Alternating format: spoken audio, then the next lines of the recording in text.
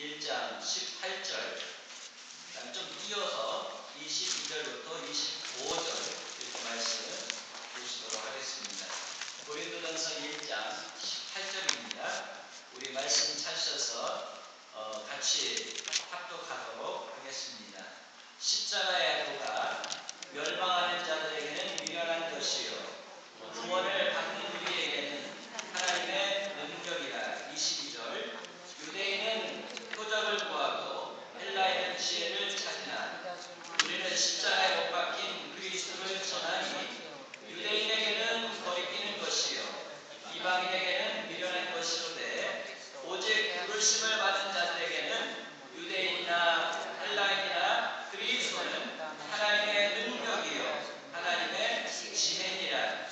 하나님의 어리석음이 사람보다 지혜롭고 하나님의 약하심이 사람보다 강하니라. 아멘.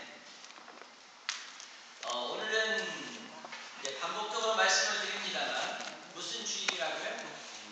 종려주일, 영어로는 팜 선데이죠. 팜추리가 여기 그 가지가 쪽에 종려 가지죠. 그래서 이제 종려 가지를 사람들이 길가에서 예수님이 예루살렘에 올라가실 때 흔들었기 때문에 종려주일인데, 이 종려주일의 행진이 어떻게 시작이 되어지냐면, 예수님의 그 사랑하는 한 가족이 있었습니다. 마르다와 마리아와 오빠 나사로가 같이 사는 집안이었죠. 근데 이제 그 집이 어디에 있었냐면 예루살렘에서 한 2km 정도, 어떤 사람은 한 3km 정도라고 하는데 한 2, 3km 정도 떨어져 있는 베단이라는 마을에 있었습니다. 그런데 예수님께서 이 죽은 나사로를 어떻게 하셨어요? 살리십니다. 그러니까 예수님께서 죽은 나사로를 살리자 그 가정이, 그 마을이 기뻐가지고 예수님을 모시고 이제 죽은 자 가운데서 살아난 베드로와 함께 잔치가 열립니다. 잔치가 열리니까 그 마을 모든 사람들이 이제 그 잔치에 참여하게 되어졌습니다. 그리고 나서 죽은 자를 예수님께서 살리셨다, 죽은 나사로를 예수님께서 살리셨다 하는 소문이 어떻게 해요? 온 사방으로 퍼져갑니다. 그러니까 이 소문이 퍼져가지고 많은 사람들이 예수님을 보고자 해서 몰려들게 되어질 것입니다. 그래서 이제 베다니에서부터 이제 예수님께서 제자들을 통해서 준비한 어린 나귀 새끼를 타시자 사람들이 약속이나 한 것처럼 종려 가지들을 흔들고 또 하나님의 영광과 능력을 나사로를 살리신 예수님의 표적 속에서 본 사람들은 예수님을 존경하고 사랑하는 마음으로 자기들의 그 겉옷을 벗어가지고 이제 예수님께서 나귀 타고 지나갈 때에 어떻게 해요? 막 깔고 해궁어트를 만드는 것이다. 무엇으로?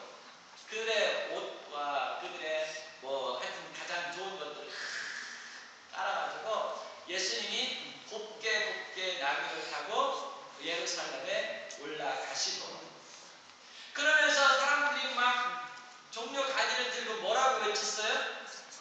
호산나 호산나 호산나. 찬양대에서도 찬양을 했지만 여러분, 호산나 이 말의 뜻이 뭐죠? 구원하소서. 주여 우리를 구원하소서.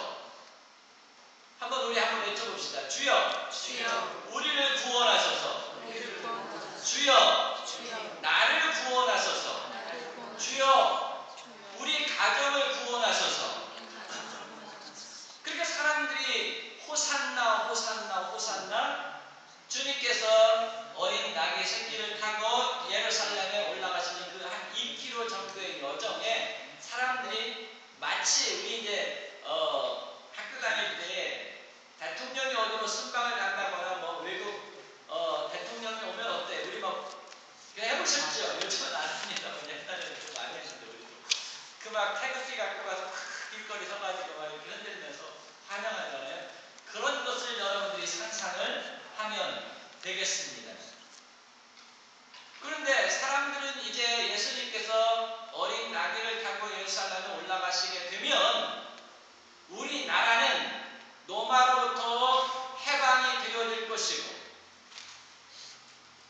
예수님이 왕이 되시기만 하시면 이제 보리떡 5개와 물고기 2마리로 5,000명을 먹이고 12광리를 남기셨던 그 표적 가운데서 우리 백성들은 이제 경제적인 문제가 해결되어질 것이고 이게 정치적인 문제, 경제적인 문제 해결되어지니까 예수님이 또 얼마나 정의로우신 분이세요. 그러니 사회적인 문제, 도덕적, 윤리적인 문제들이 해결되어질 것이라는 것을 기대하면서 어떻게 했어요? 예수님을 지금 그들의 임금으로 삼으려고 호산나 호산나를 외쳤던 것입니다. 그런데 사람들이 생각했던 것과는 다르게 예수님은 지금 예루살렘을 향해서 올라가시는데 그 마음속에는 하나님의 계획 가운데서 하나님의 그 뜻하신 바를 이루시기 위해서 어린 나귀를 타고 예루살렘에 올라가시는 것입니다. 예수님을 하나님께서 이 땅에 보내시면서 또 예수님께서 이 땅에 공생의 3년의 삶을 사시면서 예수님께서 그의 생애 속에 최종적으로 계획하신 것이 무엇일까요?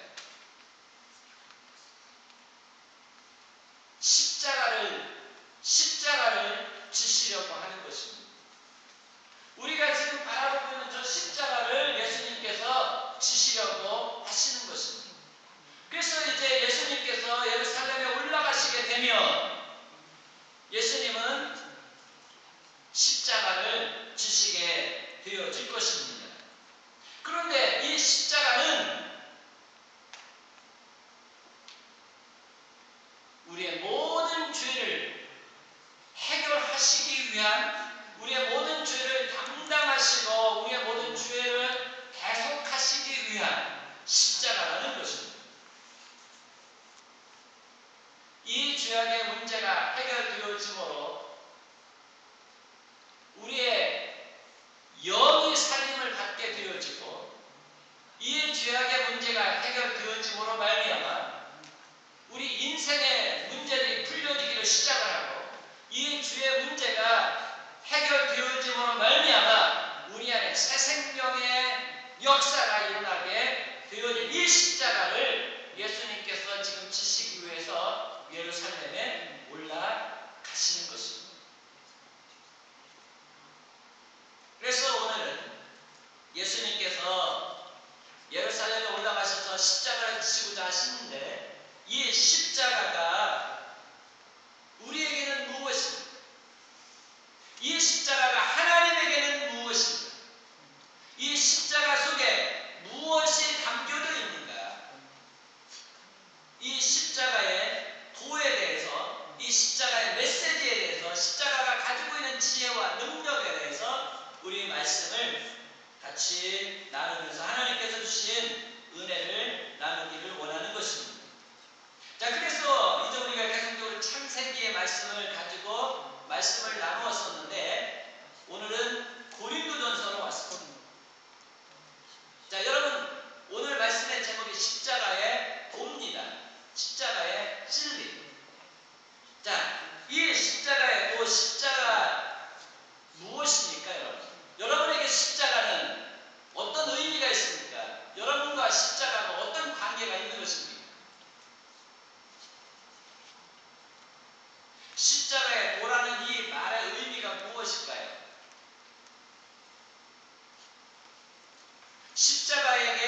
십자가 안에 담겨져 있는 메시지, 십자가가 가지고 있는 메시지, The message of the cross.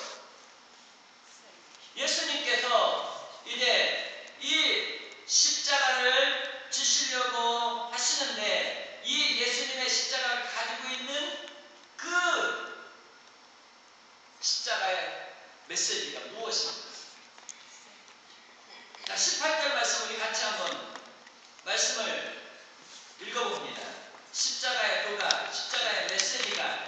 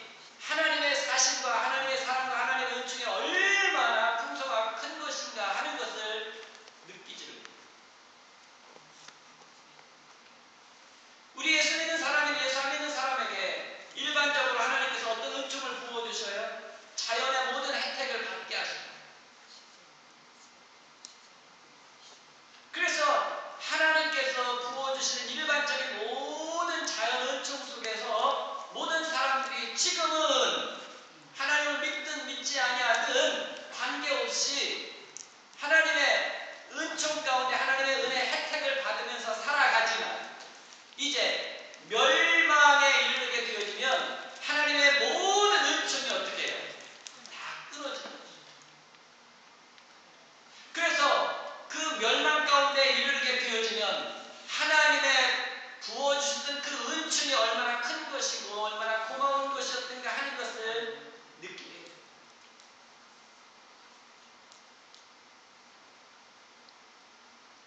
또한 멸망이라는 것은 무엇이냐면 하나님과의 관계가 끊어져 가지고 하나님의 모든 은총이 다 제거되어지지만 우리가 말씀을 통해서 보는 것처럼 이제 왕의 잔치에 초대를 받아가지고 이제 모든 그 왕의 아들의 잔치에 초대를 받아가지고 이제 많은 사람들이 그 잔치에 참여를 했습니다. 그런데 그 왕이 이 아들의 혼인잔치 어떤 손님들이 왔나 보려고 들어갔더니 거기에 어떤 사람이 잔치에 참여하는 다 예복을 입어야 되는데 예복을 안 입은 자가 있어요. 그래가지고 종들을 시켜가지고 저 예복을 입지 않고 저 들어온 저 사람은 어떻게 했어요? 결박해가지고 바깥 어두운데 내어 쫓으라고. 그곳에서 어떻게 하리라? 슬피 울며 이를 갈리 있으리라. 이것이 무엇이냐면 멸망이라는 것은 우리의 모든 존재, 의식, 이 모든 것들이 다 사라지는 무로 돌아가는 것이 아니라 우리의 모든 감각이 완전하게 살아나는.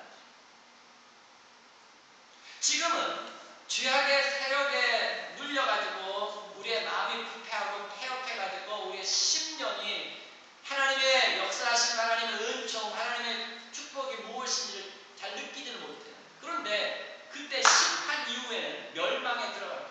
모든 것들이 온전히 느껴져요. 그래가지고 고통은 고통대로 더 커지는 것입니다. 아픔은 아픔대로 더 커지는 거예요. 저주가 얼마나 큰, 사망의 찔림이 얼마나 큰 것인지 더 크게 느껴지는 상태가 바로 멸망에 이르는 상태. 그런데 이 멸망에 이르는 자들은 이 멸망이 무엇을 통해서 올 것이라고 지금 말씀하고 있습니까? 십자가. 그래서 이 십자가는 무엇이냐면 어떤 사람에게는 심판하는 심판이에요. 어떤 사람에게는 이 십자가는 은혜의 능력이에요. 그래서 지금 이 십자가를 통해서 어떤 사람에게 지금 두 가지 반응으로 나타나게 되어질 것을 말씀하고 있습니다. 자, 십자가의 메시지가 멸망받는 자들에게 미련하게 보이는 것입니다. 우리가 말씀을 보면 22절 말씀을 보면 유대인들은 예수님을 통해서 무엇을 구했습니까? 예수님을 통해서 표적을 구했습니다. 다시 말하면 그들은 오랫동안 지금 이 예수님께서 어린 나귀를 타고 예루살렘에 올라가실 때에 예루살렘에 예수님께서 올라가시면 임금이 되셔가지고 그들의 정치적인 문제, 경제적인 문제, 사회, 도덕, 윤리적인 모든 문제들을 이제 해결하게 되어지면 이 땅에 무엇이 이루어질 것을 상상하고 있는 것입니까? 그들만의 유토피아가 이루어질 것을, 그들만의 지상 천국이 이루어질 것을 지금 상상하고 있는 것입니다. 그래서 이 유대인들은 메시아를 오랫동안 기다렸습니다. 그들의 모든 정치, 사회, 경제적인 문제들을 해결해 주실 그 메시아를 오랫동안 기다렸습니다. 그런데 메시아라고 나타나시니까 그들은 천군 천사가 동원되어져 가지고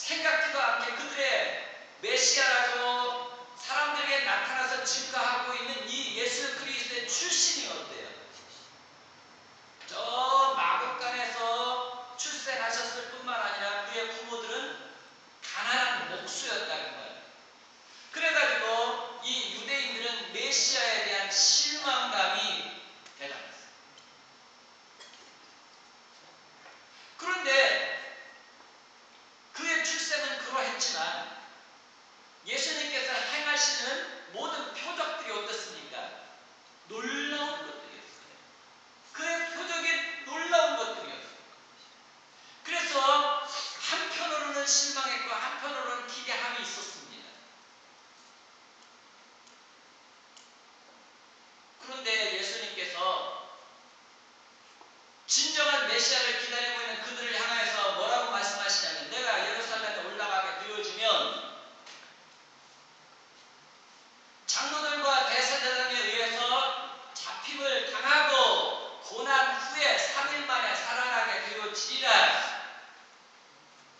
모세가 광야에서 구리 뱀을 든 것처럼 내가 들림을 받아야 하리라 라는 말씀을 하시는 것입니다. 그의 죽음이 어떠한 죽음을 당할 것인가 하는 것을 사람들에게 말씀을 하죠. 그러니까 유대인들은 표적을 통하여서는 이분이 메시아인 것 같은데 하시는 말씀은 어때요? 계속적으로 실망감을 주는 것입니다. 그럼에도 마지막 한편의 기대는 지금 나사로를 살리는 표적을 보고 예수님께서 그들이 기다리는 메시아일 것이다 라는 기대로 지금 가난한 사람들을 중심으로 해가지고 지금 이 베다니에서 예루살렘까지 나와서 호산나를 외치고 있었던 것입니다. 그러나 예수님이 지금 사람들의 계획하는 것과는 전혀 다르게 예수님은 자기 몸을 우리에게 주셔서 자기 몸을 우리의 죄를 계속하기 위한 제물로 주셔서 우리의 영을 사망 가운데 멸망을 당하게 했던 이 죄악의 문제, 사망의 문제를 해결하시기 위해서 십자가를 지시고자 하시는 거죠. 그래가지고 이 유대인들이 예수님에 대해서 실망을 했던 것입니다.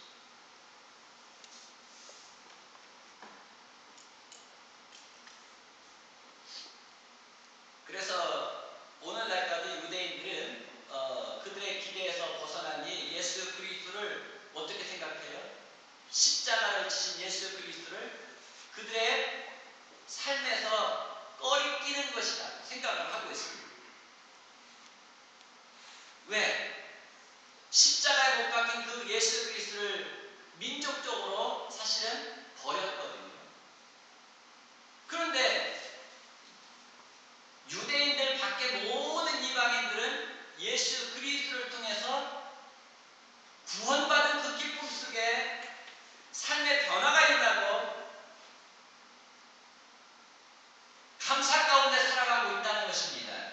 그러니까 이 유대인들은 예수 그리스도의 십자가를 거리끼는 것으로 생각을 하고 있는 것입니다. 그래서 예수 그리스도를 아직도 이 사람들은 믿지 못하고 있는 것입니다. 유대인들은 이 메시아가 로마 사람들을 완전히 정복하고 그 다음에 그들을 자유롭게 해주고 그 다음에 그들의 모든 것들을 다 해결해 주실 것을 기대를 하고 있었습니다. 그런데 하나님의 계획은 하나님의 힘으로 이 악한 자들을 심판하고 세상을 정죄하는 것이 먼저가 아니에요. 하나님의 계획은 하나님의 백성들을 예수 그리스도의 십자가를 통해서 죄악의 고통 가운데서 구원해 내시는 것이 먼저이셨던 것입니다. 예수님의 십자가를 통해서 우리 주인들에게 하나님의 사랑이 어떠한 것인가 하는 것을 우리의 심령에 하나님의 사랑을 부어주셔가지고 그 하나님의 사랑을 통해서 죄로 말미암아 죽었던 우리의 속사람을, 우리의 영혼을 새로운 피조물로서 살리는 것이 먼저입니다.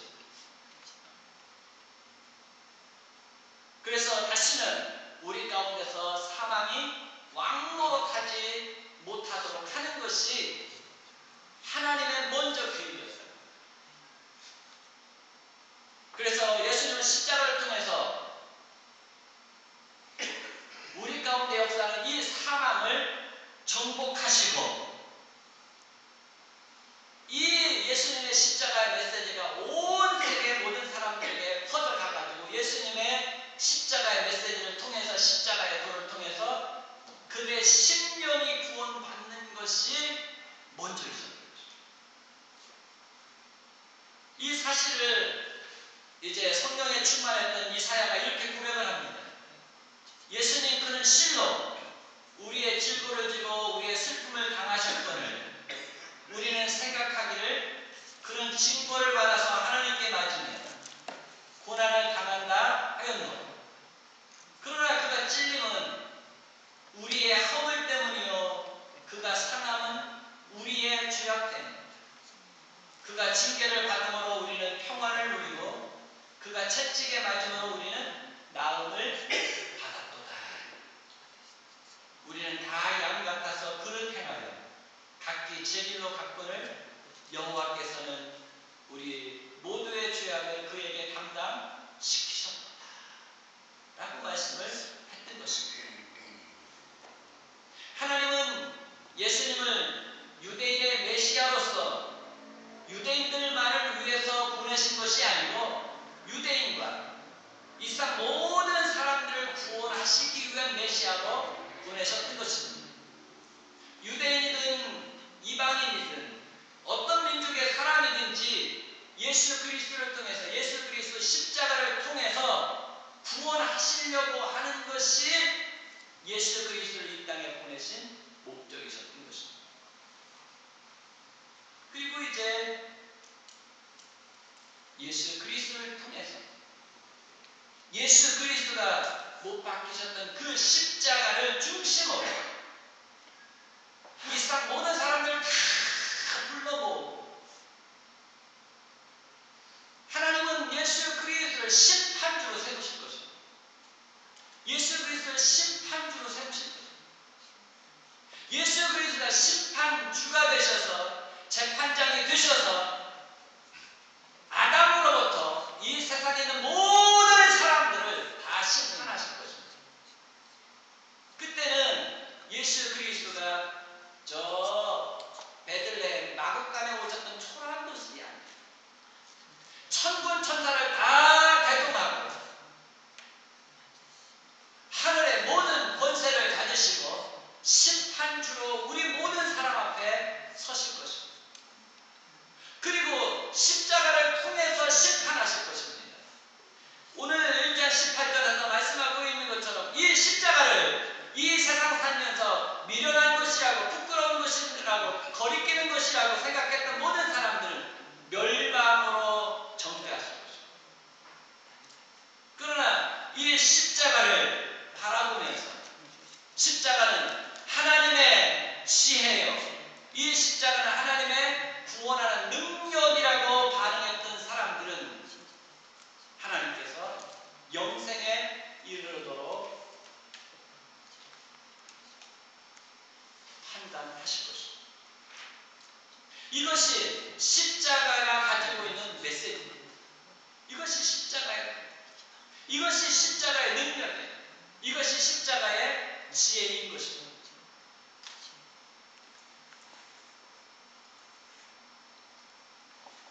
사람들이 볼 때 이 십자가는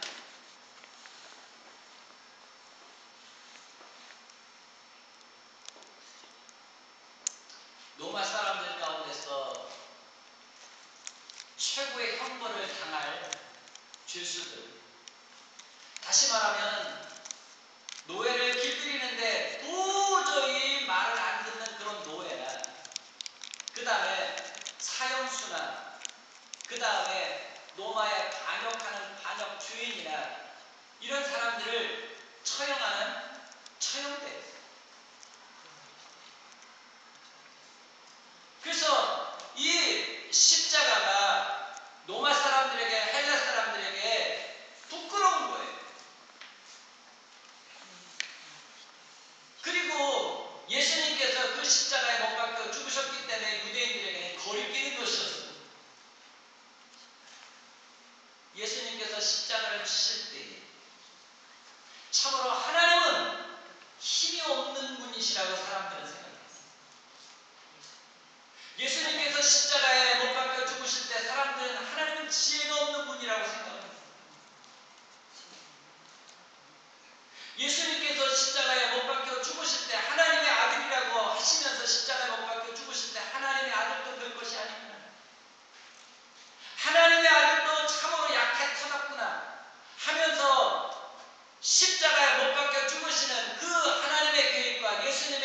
계획을, 하나님의 사랑과 하나님의 그 목적을 알지 못했던 사람들은 예수님의 십자가를 바라보면서 조롱했던 것입니다. 그런데 사람들의 눈에 그렇게 거리끼는 것으로, 미련한 것으로 보였던 이 십자가가 바로 우리의 삶을 살리는 능력이 있었다는 것입니다. 우리의 사망 가운데 있는 모든 사람들을 살리는 능력이 바로 이 십자가에 있었다. 그래서 25절에 그렇게 바울은 고백합니다. 하나님의 어리석음이 사람보다 지혜롭고 하나님의 약하심이 사람보다 강하니라. 옛날 헬라 사람들이 얼마나 지혜롭고 에서 모든 철학이 다 나왔어요. 자, 여러분 아시는 철학자가 누가 있어요? 자, 아리스토텔레스 어느 나라 사람이에요? 그 나라 사람이죠. 또 소크라테스, 그 다음에 또요. 무슨 뭐 테스 다 있습니다. 그래가지고 이 사람들이 지혜를 얼마나 사모했든지 바울이 가가지고요 전도를 할 때에 그들이 한 번도 들어보지 아니한 부활에 대해서 이야기하니까, 야, 참 지혜를 가지고 있는 사람이 우리 마을에 나타났구나. 그래가지고 시장 아르고에 그 사람을 불러. 그런데 전혀 상상할 수 없었던 그 부활에 대해서 증거를 하니까 사람들이 호기심 있게 받아들였다가, 이것은 사람들의 생각으로는 풀 수 없는, 이해할 수 없는 다른 세계의 지혜라는 것을 알고 바울이 배척했다. 그렇게 지혜를 사랑했던 사람들이 이 헬라 사람. 그런데 헬라의 모든 철학자들을 다 모은 그 지혜보다도 하나님이 더 지혜로우시다는 거예요. 사람의 모든 지혜를 다 합한 것보다도 하나님이 더 지혜롭다. 또 그 당시에 얼마나 많은 그 헤라클레스와 같은 힘 있는 사람들이 많았을까. 그렇죠? 그런데 그 인간의 모든 힘을 합한 것보다도 더 강한 힘을 가지고 있는 이가 바로 누구시라고 지금 말씀하고 있는 하나님이시다. 그러니 사람이 하나님의 계획을 어찌할 수 있겠어요? 사람의 모든 힘을 다합해도 하나님 이길 수 없는 그 연약한 인생이 어떻게 하나님을 이겨낼 수가 있겠느냐. 예를 들면, 자, 지렁이와 우리 인간들을 한번 비교를 해봅시다. 땅의 지렁이, 땅속에 묻혀 살고 있는 이 지렁이.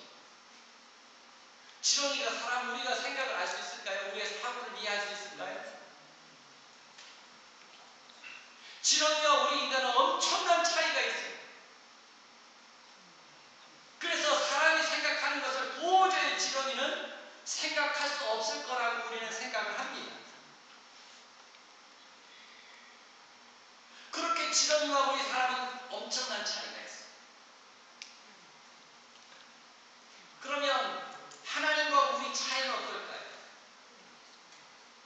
하나님은 창조주시고 우리는 그의 피조물입니다. 사람과 지렁이의 그 차이가 엄청나다고 생각하지만, 지렁이도 사람도 땅에서 취함을 받은 똑같은 피조물이라는 것입니다. 그런데 하나님과 사람은 어때요? 전혀 본질적으로 다른 존재입니다. 그래서 혹시 지렁이가 사람의 사고를 이해할 수 있다면, 혹시 사람의 사고를 이해할 수 있을지는 몰라도 우리 인간은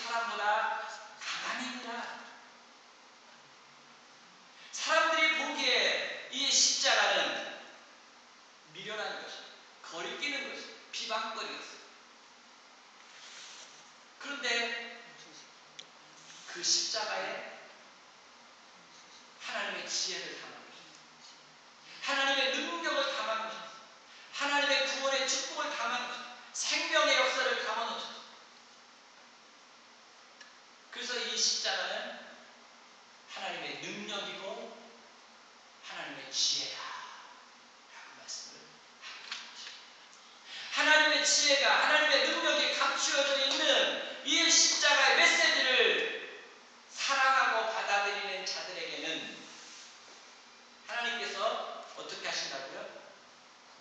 구원으로 이르게 하신다. 자, 구원이 뭡니까? 아까 멸망에 대해서 말씀했는데 구원이 뭐죠?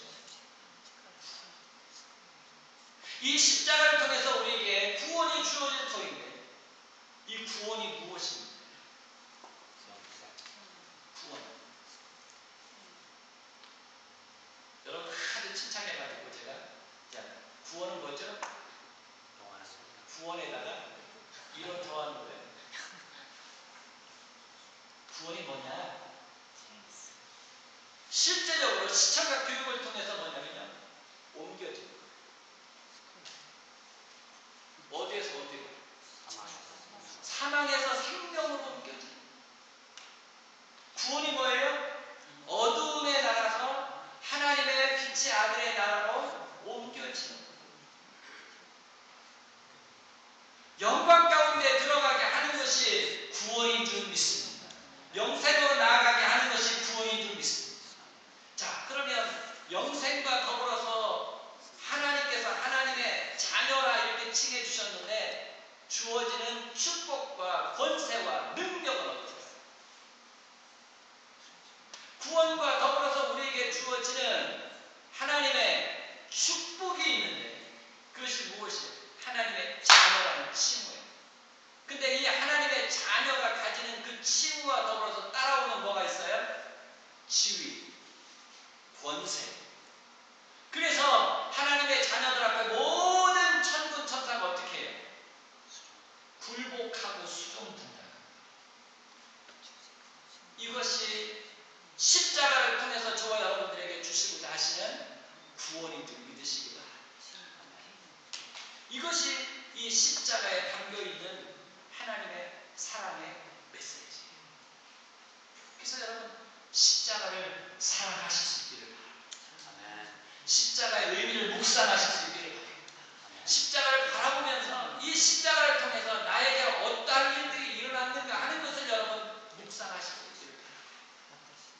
십자가를 통해서 우리 가정에 어떤 축복이 주어졌는가, 우리 민족이 어떻게 달라졌는가, 여러분 십자가를 묵상하면서 하나님 앞에 감사합니다. 또한 세상 사람들은 알지 못하지만 우리에게는 모든 것이 밝히 계시되어져 가지고 알려주신 그 하나님의 은혜와 사랑 앞에 겸손하면서 이제 하나님께서 십자가를 통해서 우리에게 주신 그 축복들과 더불어서 이제 이 세상을 살아갈 때에 당당하게 살아가실 수 있기를 주님의 이름으로 축원합니다. 이 십자가의 능력이 십자가의 지혜를 다른 사람들에게는 알리시지 않았는데 우리에게 알려주신 것을 감사하면서 우리에게 허락하신 그 믿음을 이제 생명처럼 여기면서 열심히